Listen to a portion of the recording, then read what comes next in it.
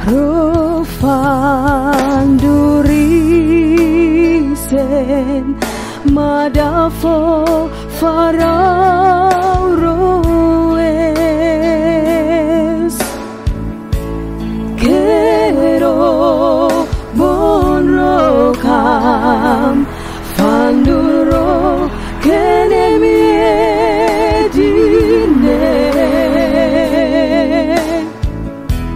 yamananisoai beyayuno bekaranen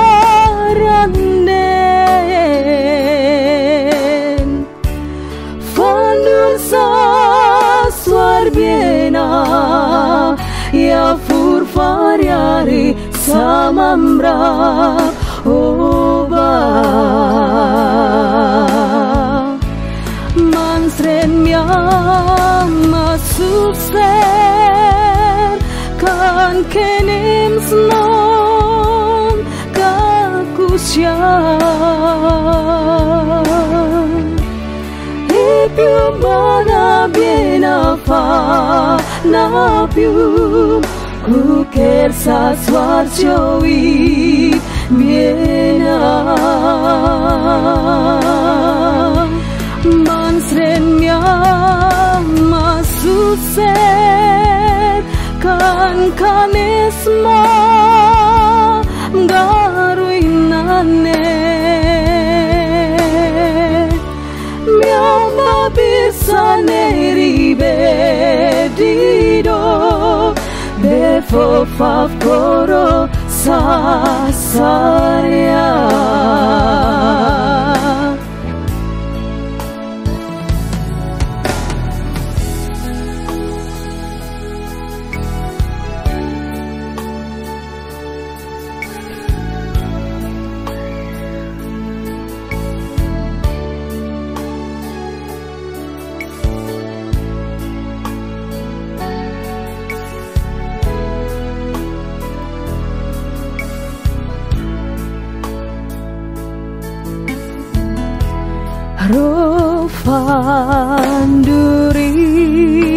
Rofandurisen madafo farao roes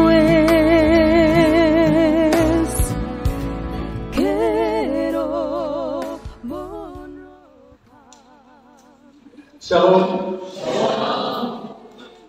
Salam sejahtera dari Tuhan kita Yesus Kristus bagi semua orang percaya yang hadir pada ibadah saat ini 23 April 2023. Firman Tuhan yang bersama-sama kita ikuti dan pelayan membacakannya dari 1 Petrus pasal 1 ayat 1 sampai 12 dalam sorotan tema beriman teguh di tengah badai kehidupan. Beriman teguh di tengah badai kehidupan. Saudara-saudari, iman seringkali dipahami hanya sebagai suatu pengertian kemampuan dan kepercayaan tentang isi pokok ajaran-ajaran gereja. Namun pada sisi lain, iman secara nyata lebih merupakan suatu sikap, respon, tindakan, aksi, dan keputusan perilaku seseorang di dalam menyikapi berbagai situasi dan persoalan-persoalan hidupnya.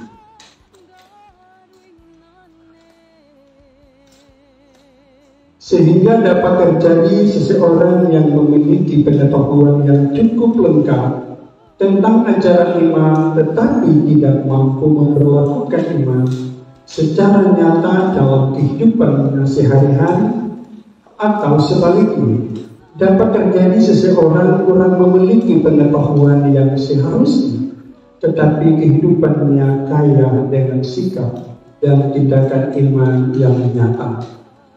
Kita ketahui bagaimana Yakobus menuliskan iman tanpa perbuatan pada hakikatnya mati. Abraham dibenarkan karena perbuatan. Salah satunya ketika ia hendak mengorbankan Ishak di Bukit Moria. Itu imannya sungguh-sungguh diuji. Seorang anak yang merupakan harapannya untuk mewarisi seluruh harta dan juga melanjutkan keturunannya harus dikorbankan. Itu ujian yang berat. Disitulah ia dibenarkan. Lalu iman juga menjadi bagian yang kuat dalam hidup kita sebagai orang-orang percaya. Dalam menjalani hidup beriman di tengah situasi yang penuh dengan tantangan dan penderitaan, tidaklah mudah. Kita membutuhkan anugerah dan pertolongan dari Tuhan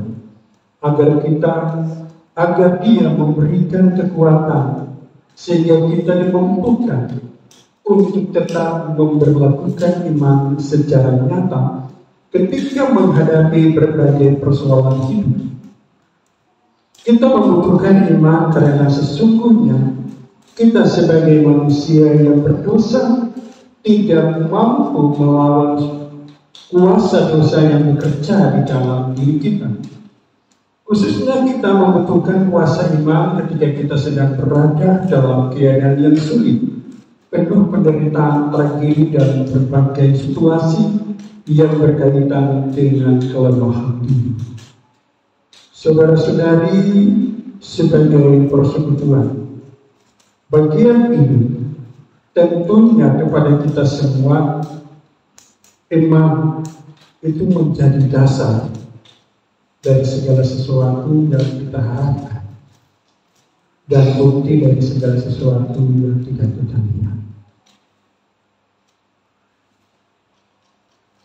Hal yang sesungguhnya menarik bagi kita ketika berbicara beriman teguh di tengah badai kehidupan. Dari penjelasan ini maka jelas bagi kita ada beberapa hal penting dari penjelasan ayat-ayat firman kepada kita. Di dalam ayat pertama dan kedua, letak tujuan surat ini yang dijelaskan yaitu kepada orang-orang pendatang yang tersebar di Pontus, Galatia, Kapadokia, Asia Kecil, dan Bitinia. Petrus menyebut mereka umat pilihan Allah. Sesungguhnya penyebutan terhadap umat pilihan Allah adalah kepada Israel. Namun ketika bangsa ini menolak karya keselamatan Allah, maka karya keselamatan Allah itu menjadi milik semua umat yang ada di bawah kolongan ini. Pada perjanjian lama di Yesaya 49 ayat 6, perkataan Tuhan Allah melalui hamba-Nya Yesaya ketika Yesaya menyampaikan dan memohon tentang upah dari pekerjaan pelayanannya. Lalu apa yang diberi atau nilai yang diberikan oleh Tuhan? Terlalu sedikit bagiku untuk engkau mempersatukan suku-suku Israel yang masih terpelihara. Aku akan membuat engkau menjadi terang, supaya keselamatan yang daripadaku sampai ke ujung bumi. Ini sudah dinubuatkan. Namun orang Israel menganggap keselamatan itu hanyalah milik mereka.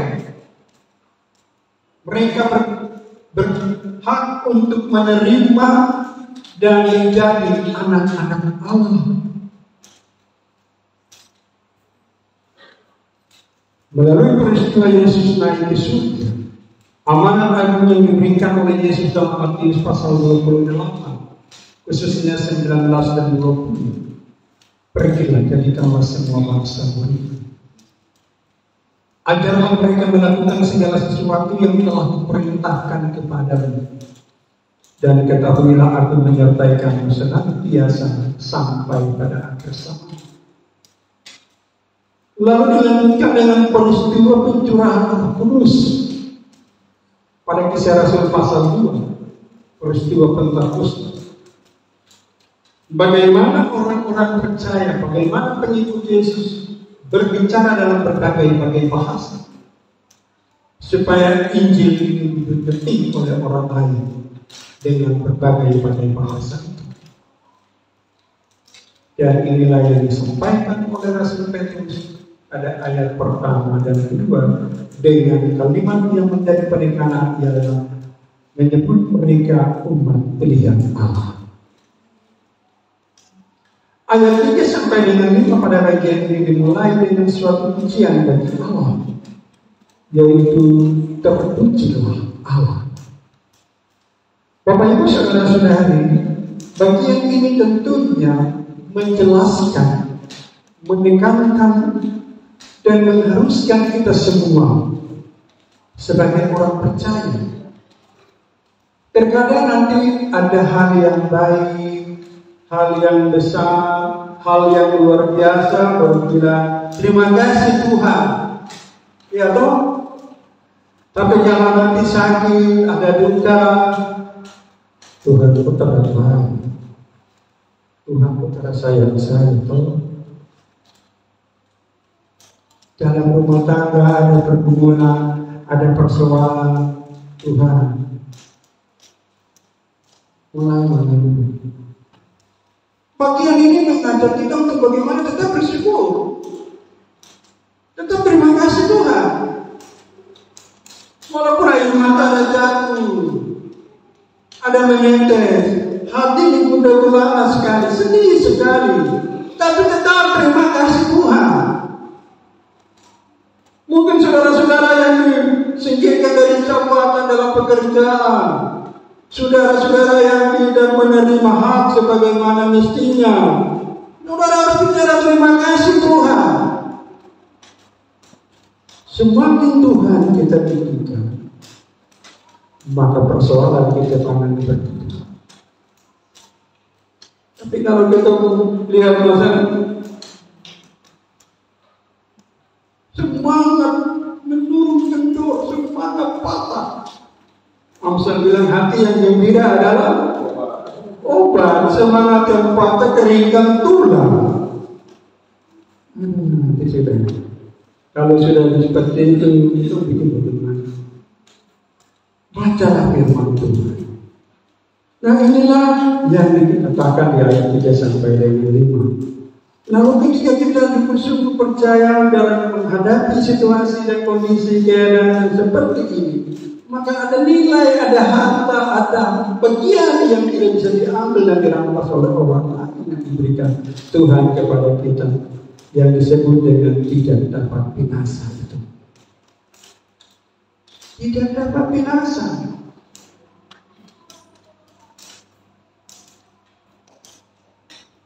Tidak. Siapa merampas kalau bagian kita sudah Tuhan tidak Tuhan. Ayat 6 dan 7 Petrus tiba pada situasi yang sangat aktual bersama-sama, di mana para pembacanya mengalami kekristenan yang membuat mereka menjadi kita populer, bahkan harus menanggung berbagai macam penderitaan dan penyakitan. Setiap orang yang mau beribadah kepada Tuhan, dia harus menderita. Kita dikaruniakan bukan hanya percaya, tapi siap juga menderita. Menderita karena apa? Bapak Ibu saudara-saudara, mulai dari adat istiadat, budaya yang tidak memuliakan Tuhan. Kita mau menjadi milik Tuhan, kita berhadapan dengan budaya. Kita berhadapan dengan adat istiadat secara turun-temurun yang tidak sesuai dengan firman Tuhan. Kita mau memuliakan Tuhan, menjadi milik Tuhan, kita berhadapan dengan pola-pola kita terhadap pelayanan. Bagaimana kita mau menuju kepada hidup yang diberkati Tuhan? Sehingga saudara-saudari, dari ayat 6 dan 7 ini ada 3 hal penting bagi kita. Pertama, melihat pada sesuatu yang agung yang ada di depan kita. Setiap pencobaan merupakan ujian untuk memperkuat iman kita. Siapa yang bertahan dalam penderitaan dan pencobaan akan menerima kemuliaan Tuhan. Jadi kita berhadapan dengan budaya, dengan kondisi pelayanan kita, dengan orang-orang yang tidak mau menerima firman Tuhan. Kita layani Tuhan. Sebab ada upah yang disediakan Tuhan bagi kita semua. Hal yang berikut di ayat 8-9, Petrus menyampaikan bahwa sesungguhnya jemaat tidak berjumpa secara fisik dengan Yesus Kristus. Ini orang-orang yang di Pontus, Galatia, Kapadokia, Asia Kecil, dan Bitinia, tapi juga itu semua yang ada di ruangan ini. Semua orang percaya di seluruh dunia. Itu tidak berjumpa, toh? Tidak jalan sama-sama dengan pengajaran yang keluar dari mulut Yesus langsung. Tapi pengajaran itu suara di dalam firman Tuhan. Alkitab yang kita punya. Yang kita punya, toh? Siapa mau berjumpa dengan Yesus, buka Alkitab, baca firman. Di dalam situ Yesus sudah bicara, Matius 4 ayat 4, manusia hidup bukan dari roti saja, tetapi dari setiap firman yang keluar dari mulut Allah. Lalu juga bagian ini dikutip oleh Petrus berdasarkan pengalaman dia bersama dengan para rasul-rasul lain ketika Yesus bangkit. 8 hari sesudah Yesus bangkit, berjumpa dengan murid-murid, Thomas tidak ada menurut kesaksian Injil Yohanes 20. Lalu Thomas pernah bikin, saya tidak percaya kalau saya belum masukkan saya punya jari di bekas sepatu itu dan di lambung. Lalu Tuhan Yesus hadir di tengah-tengah mereka. Tuhan Yesus memperlihatkan semua itu kepada Thomas pada kesaksian Yohanes 20 ayat 28. Thomas melihat itu dan katakan, ya Tuhanku dan Allahku. Perkataan Tuhan Yesus, karena engkau telah melihat aku, engkau percaya. Berbahagialah mereka yang tidak melihat namun percaya. Siapa yang percaya hari ini? Dialah orang-orang yang berbahagia. Percaya berarti melakukan, percaya berarti mengerjakan, percaya berarti mengatakan Tuhan di dalam setiap gaya hidup kita. Ini salah, ya bilang salah. Saya dalam firman ini salah, ini keliru, ini tidak benar. Katakanlah seperti itu. Itu orang-orang yang paling berbahagia. Orang-orang yang merasa sukacita kebahagiaan itu yang disebut dengan berbahagia dalam kata Yunani makarios. Hati yang senang, hati yang gembira karena memiliki Yesus Kristus sebagai Tuhan, sebagai juru selamat, sebagai pemberi hidup yang kekal. Jadi walaupun saudara kita diintimidasi, kita punya hak-hak diambil, mungkin kemarin THR yang seharusnya kamu terima sekian tidak dapat sesuai, seharusnya kamu dapat tidak dapat, hati tetap senang. Saya punya Tuhan Yesus itu hidup. Orang yang buat begitu Tuhan yang berperkara, itu lebih berat Tuhan membimbing. Itu Tuhan Yesus sudah bilang tuh sama Pilatus. Lebih berat hukuman orang yang menyerahkan aku kepada. Pilatus takut langsung, waduh, bebas saya cuci tangan. Dia tidak mau hukuman berat ini buat saya. Dia sudah setanggung sendiri. Ini orang yang buat itu sama kita orang. Itu tidak bisa bilang gini, oh kau bisa balas kau sampai pas kau nanti. Biarkan doa dia, urusan Tuhan begini. Mungkin pembagian BLT kita dilupakan. Ya sudah. Kalau kita dilupakan, Tuhan tidak pernah lupa kita orang. Tuh. Kita pun Tuhan itu dia hidup. Dilihat. ada. Itu yang Tuhan Yesus bilang dalam Matius 17 ayat 20. Kalau iman itu sebesar biji sesali, kok bisa pindahkan masalah? Kalau iman seperti air di daun keladi yang angin tiup goyang sana goyang sini, jatuh, waduh, itu tidak bisa dapat apa. Tapi kalau iman sebesar biji sesali yang ditanam, dia akan tumbuh menjadi pohon yang besar. Itu diberani pindahkan masalah.